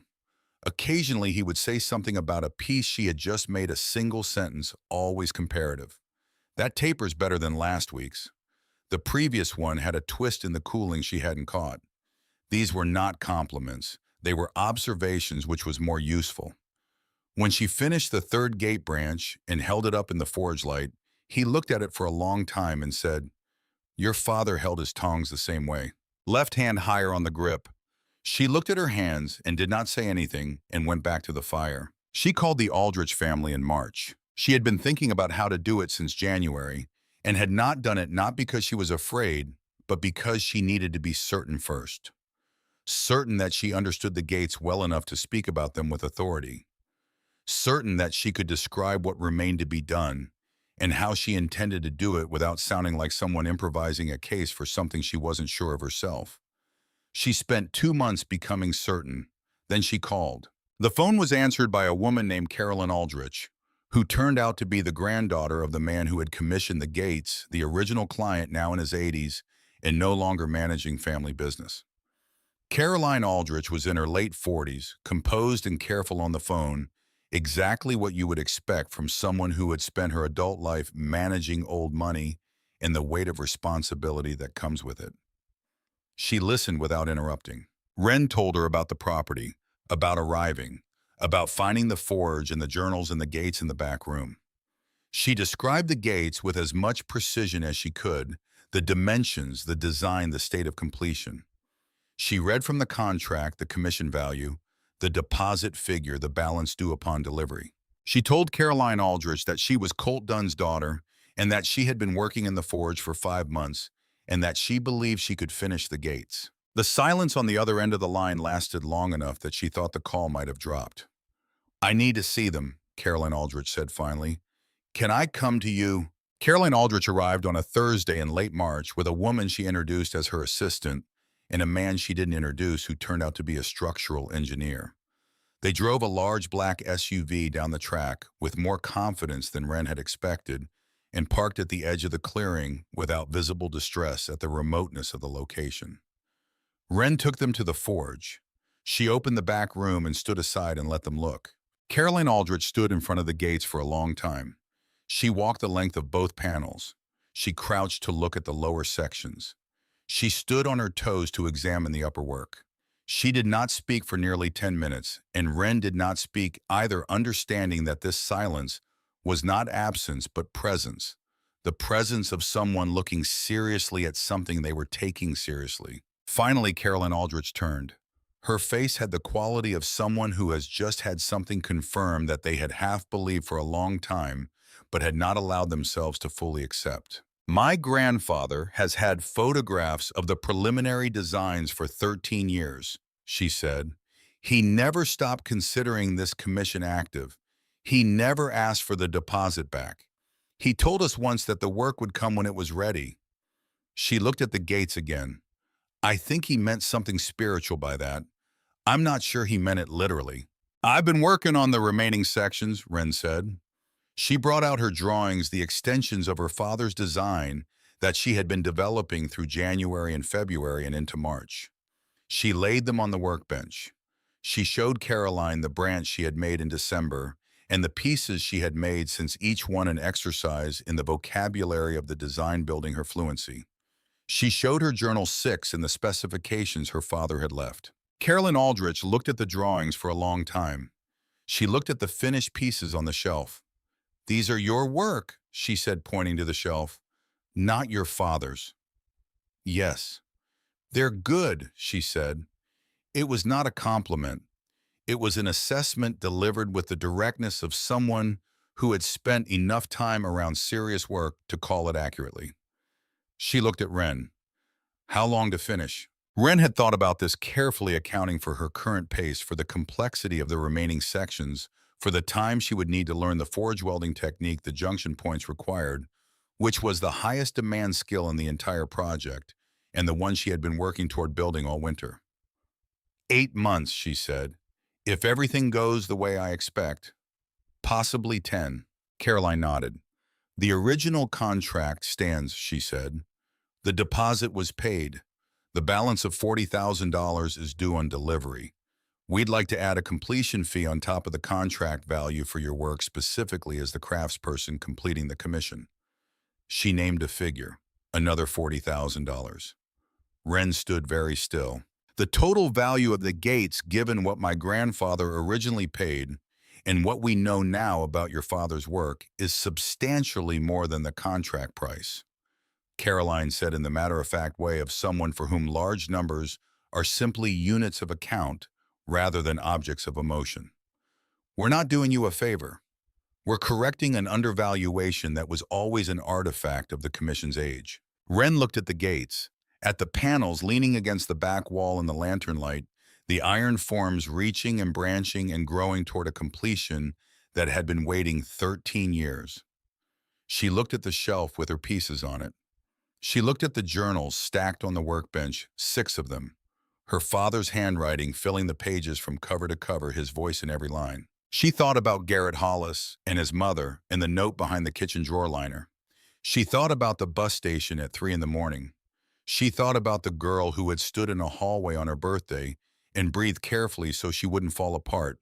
And she felt the distance between that girl and the woman standing in this forge as something almost geographical, as if the 5 months were not months but miles, as if she had walked here from there, and the ground between them was real ground that she had actually crossed step by step in the cold and the dark. "All right," she said. She worked through spring and into summer with an intensity that reorganized her entire existence around the problem of the gates.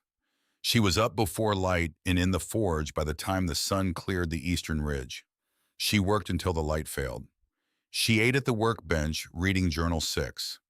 She slept quickly and completely and woke ready. The days had the quality of something she had not experienced before, a convergence between what she was doing and what she was capable of, a sense of operating at the outer edge of her current ability and finding that edge moving, retreating before her, the way a horizon retreats when you walk toward it, but continues to exist, continues to pull you forward. Hardin came every 2 days without fail. He no longer pretended to have reasons. He came, he sat, he watched. Occasionally he handed her a tool before she reached for it, having anticipated what she needed, with the ease of someone who had spent 1,000 hours watching a blacksmith work and had internalized the grammar of the process. She did not thank him for this.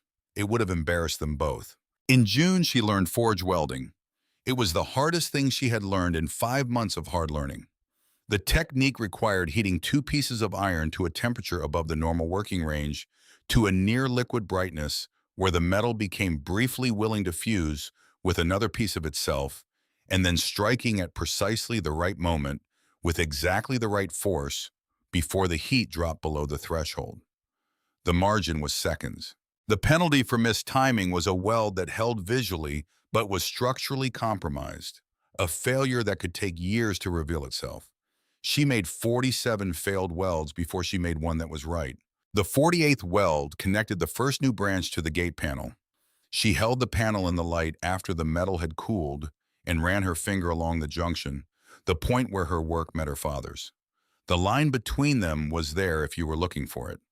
If you weren't, it was simply part of the whole, a continuation. Not a repair, but an extension as natural as a tree adding a new season's growth to what was already there. She allowed herself to feel that for exactly 1 minute. Then she went back to the fire. Hardin came over the ridge on a Tuesday in late September earlier than usual, before she had finished lighting the forge for the morning. He had a paper bag from the bakery in town which he set on the workbench without comment. Inside were 2 coffees and a pair of pastries that she suspected he had never bought for himself in his life, that he had gone out of his way to acquire because he had decided in his minimal and unannounced way that today called for something beyond the ordinary. They sat and drank the coffee without talking, which was one of the things she had come to value about Hardin Kessler. His comfort with silence, the way he could be present in a room without requiring the room to acknowledge him. "You're close," he said eventually. "6 weeks," she said. "Maybe 8." He nodded. He looked at the back room at the panels which she had moved to the main forge so she could work on them in better light. They were nearly unrecognizable from the winter-stored forms she had first uncovered under the canvas. The upper sections were filled now, the scroll work in place, the forms reaching toward each other across the divide between the 2 panels with the specific purposefulness that her father's design had always intended. The central medallion was half done, the most demanding piece of the entire composition, a circular form at the juncture point of the panels that her father's drawing specified in the greatest detail. Hardin looked at the panels for a long time. "Your father made the hinges on my barn doors," he said. 32 years ago, maybe 33, before you were born." He paused. "They're still swinging true. Every single day I open those doors and they move like they did when he first put them on." He held his coffee cup in both hands. "There's a kind of work that lasts," he said, "and there's work that doesn't. The difference isn't in the material, it's in the person doing it, whether they're paying attention to what the work actually is." He looked at her. Colt was paying attention. "That's why the hinges still swing." He nodded at the gates. "You're paying attention." He did not say anything else. He finished his coffee and folded the paper bag neatly and put it in the trash bin by the door and drove back over the ridge in his old truck. She sat for a moment after the sound of his engine faded, just sat in the quiet of the forge with the fire burning and the gate standing against the wall and the journals on the shelf and everything her father had built around her, holding her the way good walls hold against weather. Then she picked up her hammer. The gates were finished on the 15th of October, 1 year and 17 days after she had stepped off a bus in Oak Ridge with $200 in a manila envelope. She finished the last element of the central medallion in the morning and set down her hammer and stood back and looked at the complete work. They were 8 feet tall. Both panels together were 8 feet wide. The iron forms moved through them the way her father had drawn them, the way living things move with the logic of growth and the evidence of time and the particular authority of something that has been made with full attention by someone who understood their material at the level of intuition. Her sections were in them, her welds, her branches, her scroll work, her half of the central medallion. The seams between her work and her father's work were there, visible to her, invisible to anyone who did not know to look. The gates were one thing. They had always been meant to be one thing. She called Caroline Aldrich. She said 3 words. "They're ready. Come." Caroline Aldrich arrived 3 days later with a flatbed truck and two men who specialized in moving large ironwork. They loaded the panels with the careful, practiced efficiency of professionals strapping them into custom cradles, protecting the surface with moving blankets. Wren watched from the edge of the clearing. She watched the truck until it disappeared around the first bend in the track. Then the trees closed over the gap and the clearing was quiet again, and all she felt was the cold at her back and the heat of the forge behind her, and she understood that this was what completion felt like. Not empty, not triumphant, simply done. The way a thing feels when it has arrived where it was always going. Before the truck had left, Caroline Aldrich had handed her two envelopes. The first contained the balance of the original contract plus the completion fee. The second was smaller, and Carolyn said it was from her grandfather. Wren opened it after the truck was gone. Inside was a card in an old man's careful, diminished handwriting. The letters formed slowly and with effort, but still precise, still legible, the handwriting of someone who was still paying attention. He had waited 13 years for these gates, and they had arrived. He did not have words adequate to what he wanted to say. He said only this: your father made things that lasted. He hoped she understood that she did too. He would like to come see the forge sometime if she would allow it, because he had always wanted to see where the work came from. She folded the card carefully and put it in the wooden chest with her father's letter and the locket and the ring of keys. She closed the lid. That Saturday, she drove Hardin's truck into Oak Ridge because Hardin had given her the keys without being asked when she mentioned she wanted to go to the farmer's market. The market was a modest affair in the parking lot behind the hardware store, 20 or so vendors in varying states of weatherproofing against the October morning. She set up a folding table and laid out the pieces she had been making alongside the gatework. The items she made to keep her hands busy on the days when the gatework needed rest. Hooks, hinges, fireplace tools, a set of wall brackets. A small candle holder she had made to test a forming technique and liked enough to keep. Hardin was there at 8 in the morning before she had finished setting up. He looked at the table and picked up the set of wall hooks, 3 of them graduated in size. "What are these going for?" he said. She told him. He reached in his pocket and paid her in cash without negotiating what she suspected he considered a point of personal ethics. The ethics of a man who believes that good work should be paid for at the price asked. He took the hooks and put them in his jacket pocket and stood at the edge of her table for the rest of the morning. And whenever anyone stopped to look, he talked about what they were looking at with the straightforward authority of someone who actually knew. He said Colt Dunn's girl made these. He said the work was done on Colt Dunn's forge up on the ridge. He said if you knew Colt's work, and some of them did, long-term residents of Harlow County who remembered, you would see it in the pieces. She sold everything she had brought. The article came out in December in an architectural journal that Caroline Aldrich had contacted after the gates were installed at the Aldrich property. It told the story in the way that good writing about craft tells stories through the material and the work and the specific human decisions that produce them. It was careful with the facts. It named Colt Dunn and described his career with the respect due a craftsman of serious ability who had not been sufficiently recognized in his time. It described the gates as they were now installed, and it described the 13-year gap and the daughter who had arrived and learned the forge and finished the work. There was a photograph of the gates in their setting, the iron forms against the stone pillars, the branches reaching. There was a smaller photograph of Wren at the anvil taken by Caroline's photographer on the day the gates were loaded, the forge fire visible in the background, the hammer in her hand. Her phone number, which she had published for business inquiries, rang for 3 weeks after the article appeared. She answered some of the calls and returned the others when she had time, which was not always. There was a commission from a restaurant in Portland that wanted custom hardware. There was an inquiry from a residential architect in Eugene about decorative elements for a private home. There was a letter from a woman in Asheville, North Carolina, who had seen the article and whose late husband had been a blacksmith, and who simply wanted to say that she understood something about the story that wasn't in the words. Something that you can only understand if you have lived close to that kind of work and know what it costs and what it gives back. Wren answered the Asheville letter by hand on paper the way her father had written to her. Garrett Hollis did not call. His mother did not reach out. Ridgeback Development did not send another letter. The world they occupied and the world she occupied had separated in the way of things that have been cut cleanly and given time to heal. She did not think about them often. When she did, it was briefly and without heat, the way you think about a storm that has passed, that reshaped the landscape while it was happening, and then moved on, and that you no longer have any reason to expect to return. The forge was warm in the evenings, even as the second winter came down from the mountains and pressed its weight against the valley. She kept the fire going past dark, working on the first piece of the Portland Commission, a set of cabinet handles that required a level of precision she was still building toward, but was closer to every day. The cabin held the cold at bay.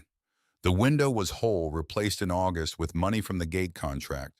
The roof had been reshingled by a crew from town. The wood stove kept the main room at a temperature that could generously be called cozy, and on the coldest night she didn't mind the smallness of the space, the way the walls were close and the ceiling was low, and everything she needed was within arm's reach. One evening in January, she sat at her father's table, the one he had built by hand and eaten at for 2 years before she was born, the one she had now eaten at for over a year. The lantern was on. Outside the window, snow was falling, steadily visible in the lantern light as it passed the glass white against the solid black of the clearing. The fire in the wood stove ticked and breathed with the rhythm of something alive. On the table in front of her was the wooden chest. She had opened it to get the Aldrich grandfather's card to reread his address for a letter she was writing, and she had left it open, the items visible in the warm lamplight. The locket on its silver chain, the ring of iron keys, the letter carefully refolded in its original creases, the dark red wax of the broken seal still visible at the edge of the fold. She picked up the hook, the very first piece she had considered worth keeping, made on the 8th day in the forge, the day she had lit the fire for the first time. It was imperfect. The curve was uneven. The tip was slightly off axis. The surface showed the evidence of too many reheats. The metal roughened where it had been overworked by hands that were still learning what they were doing. She had been dissatisfied with it once, unwilling to consider it a real beginning, measuring it against a standard she had not yet earned the right to apply. She looked at it now the way you look at something when you have enough distance to see it accurately without the distortion of expectation. It was a first piece. Every master had a first piece. Every piece of work she had ever admired had been preceded by someone's first piece, by someone's 8th day, by someone's beginning, that looked nothing like where they ended up. The hook was imperfect and it was real, and she had made it with her own hands in her father's forge on the day she decided to stay, and it was the start of everything that had followed. She set it down beside the letter. The lamplight fell across both of them. She thought about Garrett Hollis briefly. She thought about the hallway and the deadbolt, and the way he had not looked up from the papers when he explained what he had taken. She thought about him the way you think about a lesson that was expensive to learn, and that you would not choose to have learned this way, but that you learned completely all the way through, so that you will never need to learn it again. He had taken the money her mother saved. He had taken the apartment and the warmth of a house she had mistaken for belonging. He had handed her the deed to her father's land with the casual indifference of someone discarding something worthless, and told her it was a clean break. He had thought he was leaving her with nothing. He had left her with the only thing that mattered. She put the hook and the letter back in the chest. She set the locket on top of them. She closed the lid. She banked the wood stove for the night and turned off the lantern and went to bed in the dark, listening to the snow come down through the trees, and she slept without dreaming, which was its own kind of peace. The peace of someone who knows what they will do tomorrow and the day after that. Who has found in the work a shape that the days can take, that gives the hours meaning and the effort direction? Who has built something out of nothing and knows with the certainty that lives in the body rather than the mind, that nothing and no one can take the knowledge of how to do that away from you? Outside, the snow covered the clearing and the track and the iron ring on the great door of the forge and the chimney that had been cold and silent for 13 years before she arrived. It covered all of it equally, the way snow covers everything, without distinction, without preference. In the morning, she would go out and clear the path. She would light the fire. She would pick up the hammer and continue the work she had been given and had chosen, and had made her own the work that was hers. Now the way the land was hers, the way the journals were hers, the way the forge and the anvil and the slow accumulated knowledge of fire and iron were hers. The way her father's love was hers, delivered across 13 years of silence and distance, in a letter sealed with red wax in a wooden chest in the corner of a cabin that was still standing when she arrived. The hammer would be in her hand again at first light.